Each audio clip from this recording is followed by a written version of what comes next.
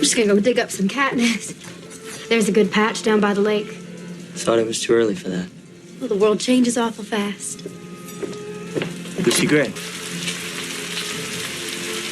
It's still raining. Well, I'm not made out of sugar. Suzanne Collins did it again. It's been out for a while now, so I'm guessing a lot of you have read it, but A Ballad of Songbirds and Snakes is a prequel novel to the Hunger Games series. And it answers the question we didn't know we had.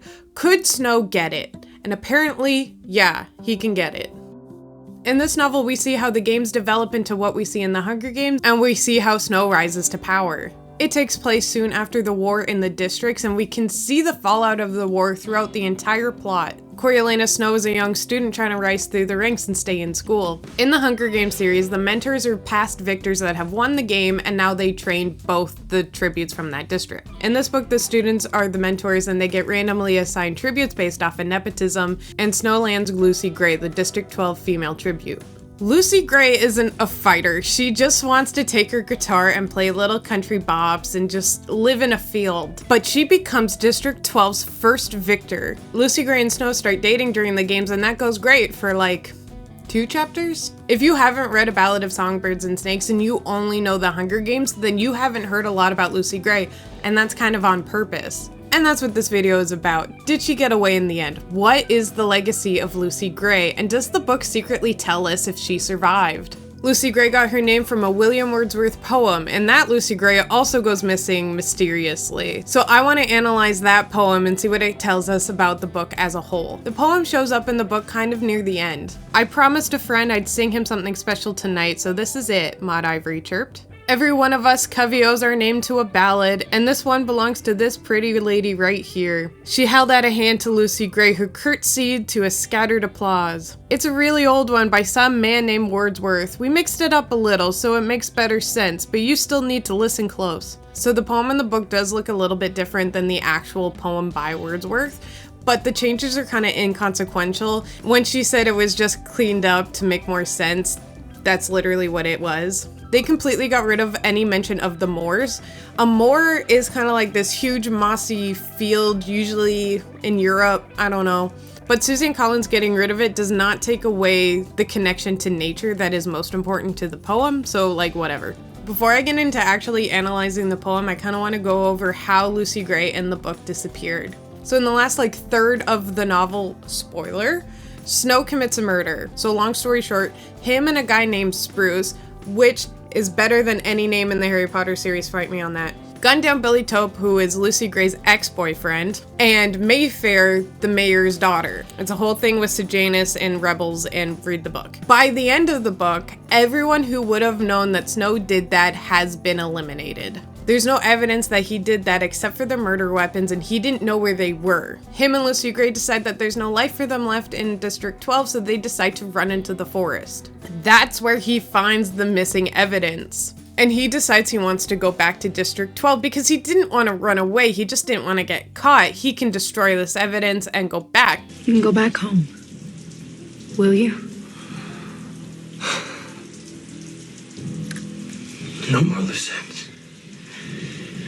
Besides me. And he turns on her quick. She went out to go forage, and when he tries to find her, she is nowhere. Hey, has something happened? Because if something's happened, we can talk about it. Are you hiding from me? He calls out to her a bunch of times and hears nothing in response, and we don't know what happens to Lucy Gray after that. He then open fires into the forest while the song plays everywhere. Lucy Gray, I said!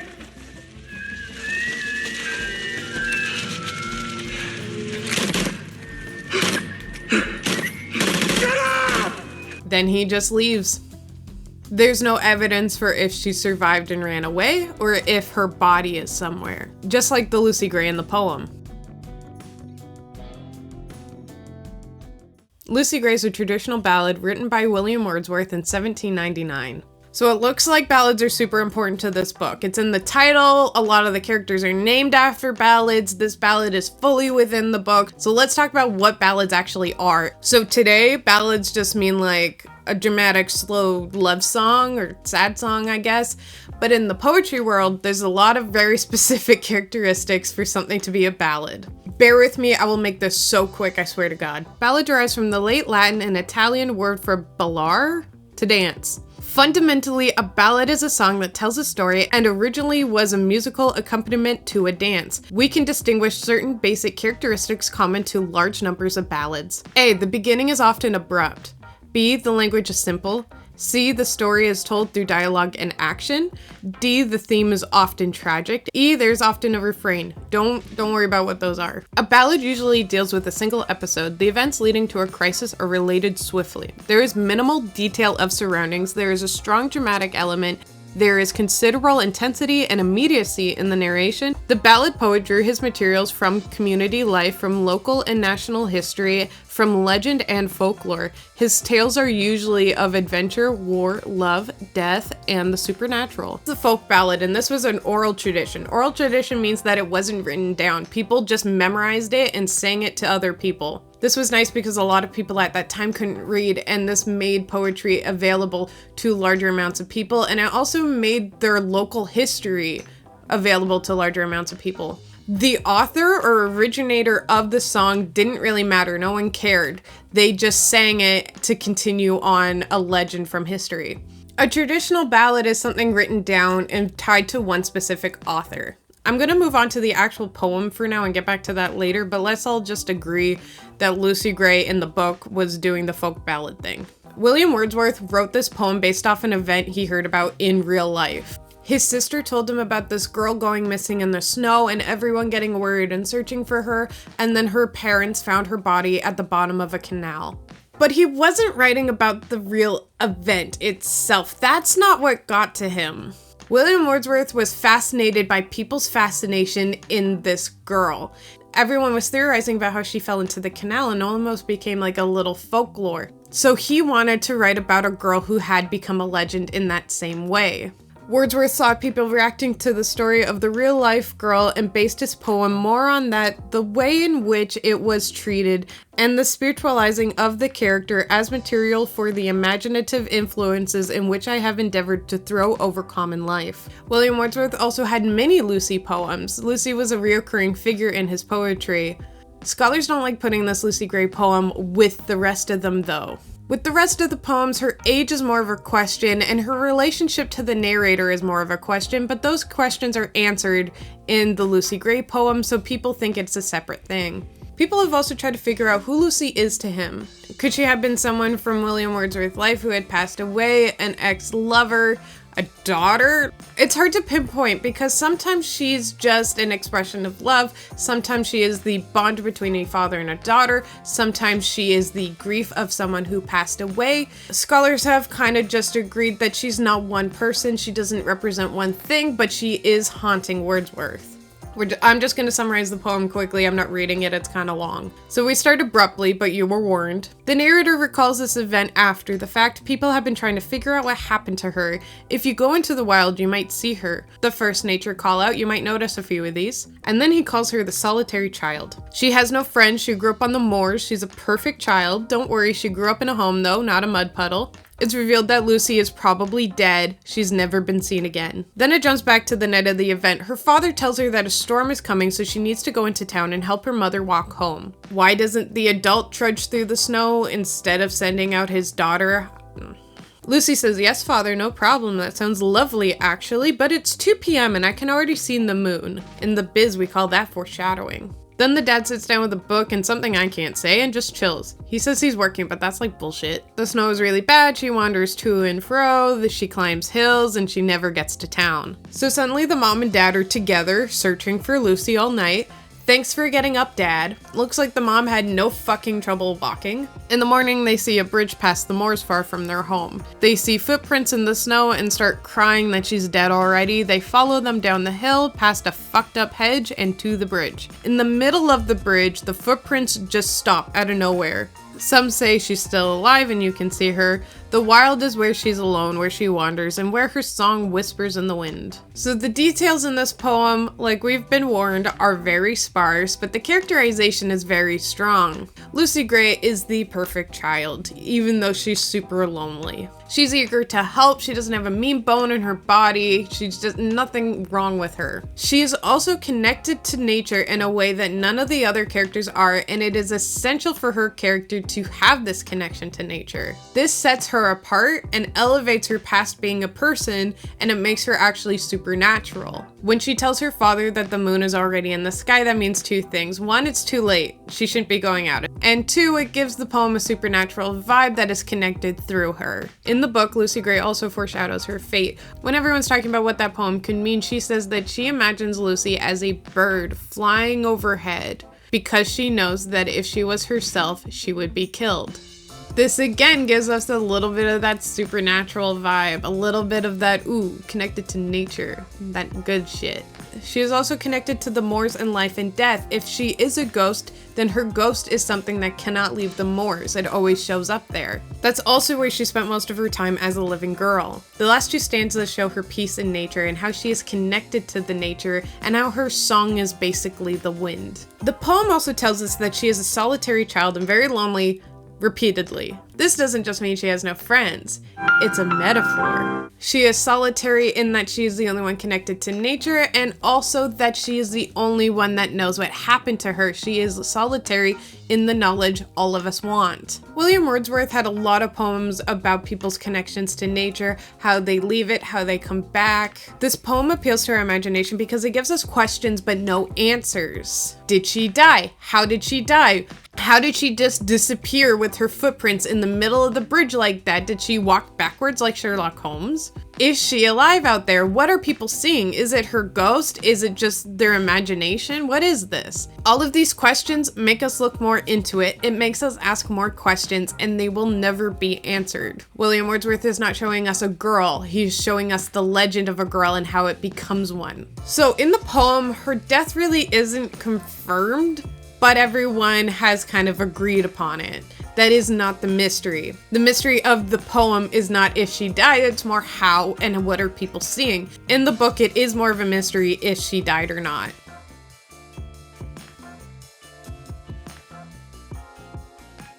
Why include a poem at all in this book? Throughout the book up until this point, we have seen Snow manipulate people. He's lied to people. We see him thinking one way and then speaking a very different way. He's shown to not give a shit about how anybody else feels, how he feels, unless it can value him in some way. When he hears the poem for the first time, he says, "Oh, a ghost story. Ah, boo, so ridiculous." Well, he'd try hard to love it when he saw the Covey tomorrow. But really, who named their kid after a ghost girl? Maybe she got tired of her negligent parents sending her into blizzards and ran off to live in the wild. That's what I'm saying. But then why didn't she grow up? He couldn't make sense of it, and the white liquor wasn't helping. It reminded him of the time he hadn't understood a poem in rhetoric class and Livia Cardrew had humiliated him in front of everybody. What a dreadful song. Maybe no one would mention it. No, they would. Maud Ivory would expect a response, so he'd say it's brilliant and leave it at that. Poetry is literally just for understanding yourself and the world better. There is no other value to reading poetry other than introspection or expression. Nobody reads poetry in order to gain things like he does. He cannot appreciate the expression of others, and he cannot allow himself to express himself as well, so poetry has no function within his brain. Poetry is about telling the truth. It's about saying something genuine, and he can't stand that. He thinks Sir Janus is an idiot for doing this the whole book. He also takes the metaphors in this poem very literally. He doesn't care to see it as representing something else. He talks to the Covey about it and they all have different interpretations and he thinks all of them are ridiculous. He also thinks like, oh, thank God, nobody else knows either. He doesn't even register that this is a mystery. The book showing us how ill-equipped Snow is to read poetry lets us know exactly what type of person he is.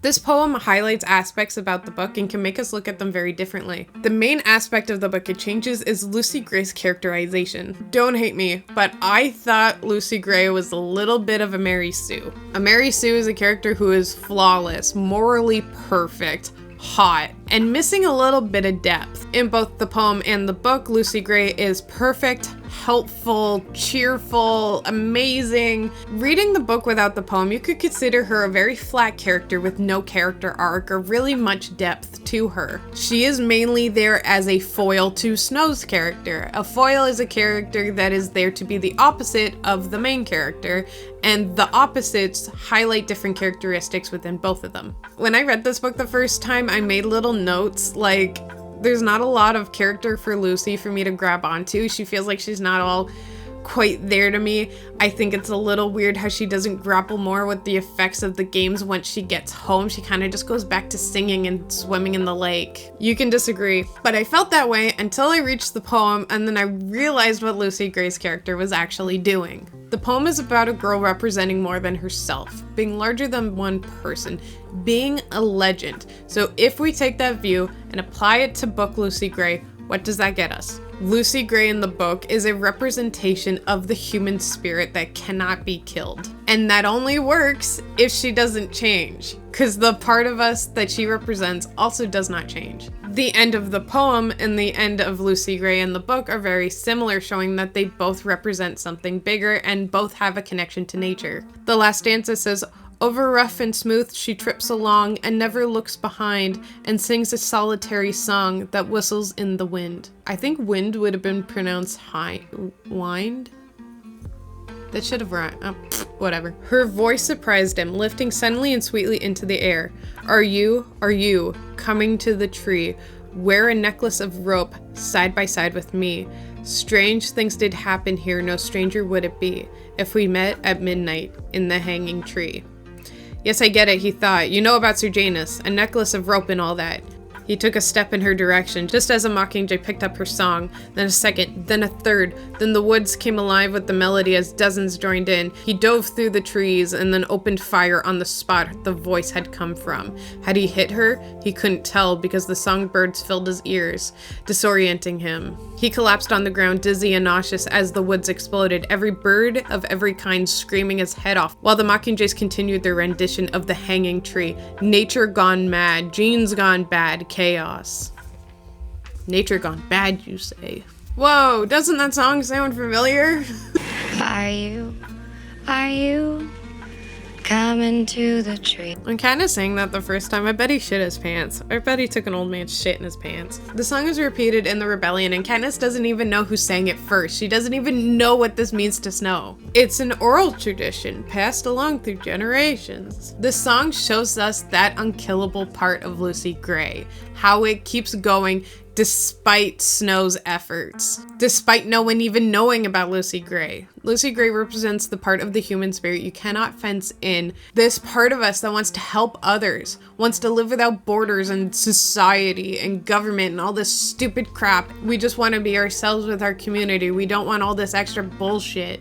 And that is why Lucy Gray comes off as a Mary Sue who is morally perfect. If she was a dick, sometimes it wouldn't work. Snow does not see this part of people. He does not think it exists, and that is what leads to his downfall.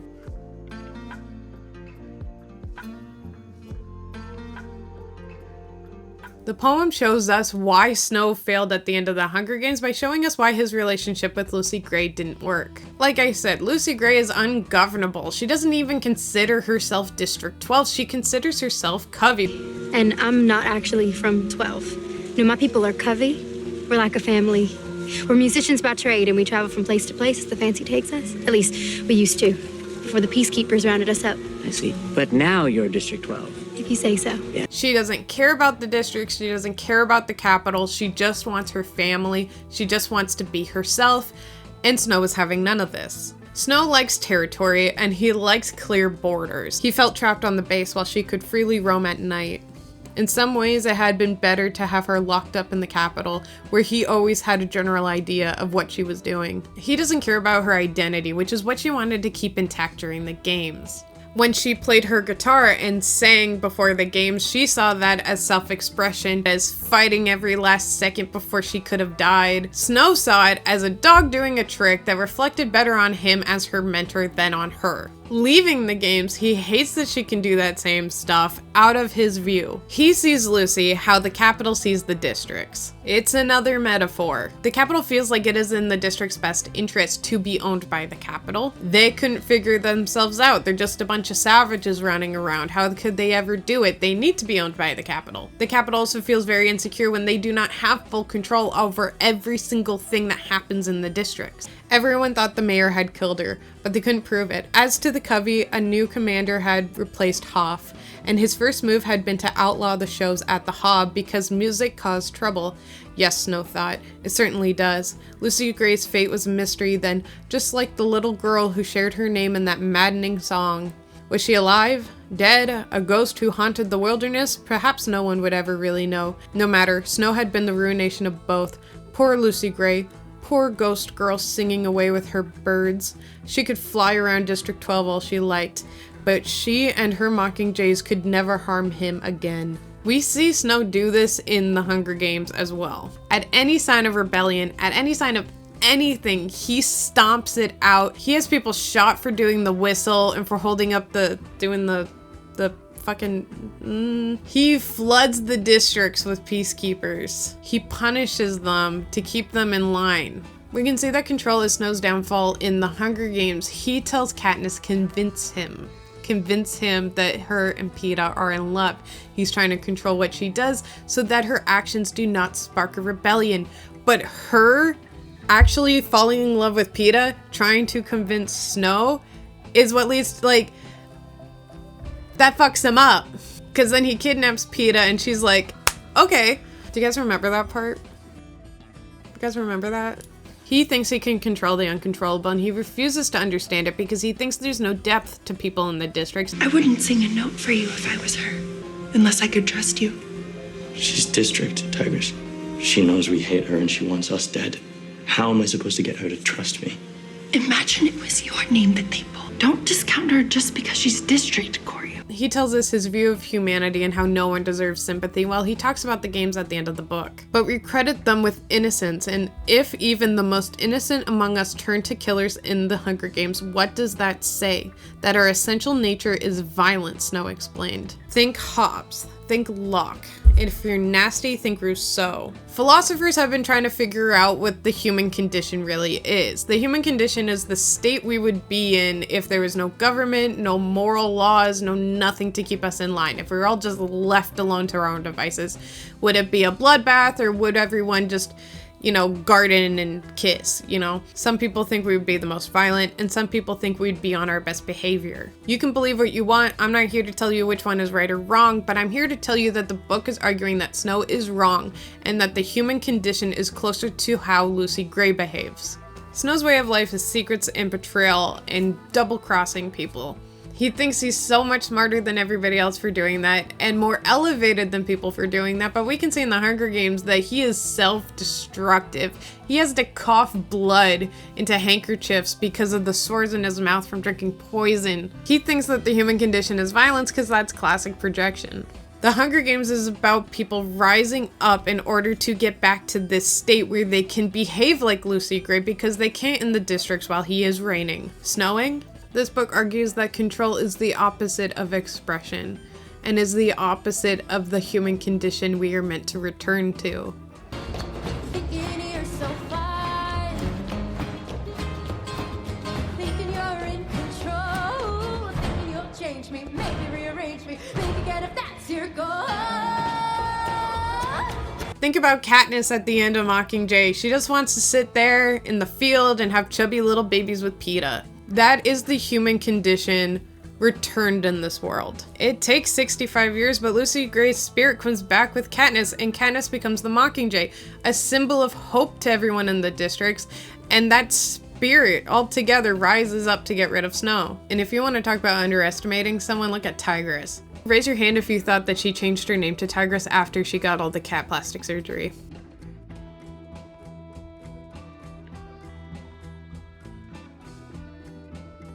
So did Lucy Gray survive? Personally, I think yes. She probably ducked. But the real answer is that it doesn't matter.